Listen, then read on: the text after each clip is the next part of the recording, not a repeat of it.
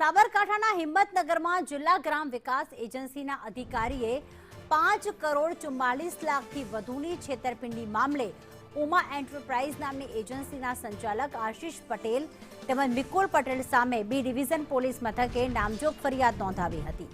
ત્યારે પોલીસ ફરિયાદ દાખલ થતાની સાથે જ તપાસનો ધમધમાટ શરૂ કરી દેવામાં આવ્યો છે। ઉલ્લેખનીય છે કે એજન્સીના સંચાલકોએ 24 લાખથી વધુનું સિક્યુરિટી ડિપોઝિટ નકલી બનાવ્યું હતું। ટેન્ડર માટેની અનામત રકમમાં બનાવટ કરી હતી। આમ ટેન્ડરની રકમ જમા ન કરાવવા આ સમગ્ર તરકટ રચ્યું હતું। યસ બેંકની પત્રે સિક્યુરિટી ડિપોઝિટ જમા કરવામાં આવી હતી, જેની ખરાઈ કરવા માટે અત્રેની કચેરીથી યસ બેંક ગાંધીનગરને પત્ર લખેલ હતો। ગાંધીનગરથી યસ બેંકનો જે રિટર્ન જવાબ આવેલો હતો તેમાં સ્પષ્ટ લખેલું હતું કે આ સિક્યુરિટી ડિપોઝિટ યસ બેંક ગાંધીનગરથી ઇસ્યુ થયેલ નથી તથા જે સિક્યુરિટીમાં નંબર છે એ પણ ઇનવેલિડ છે।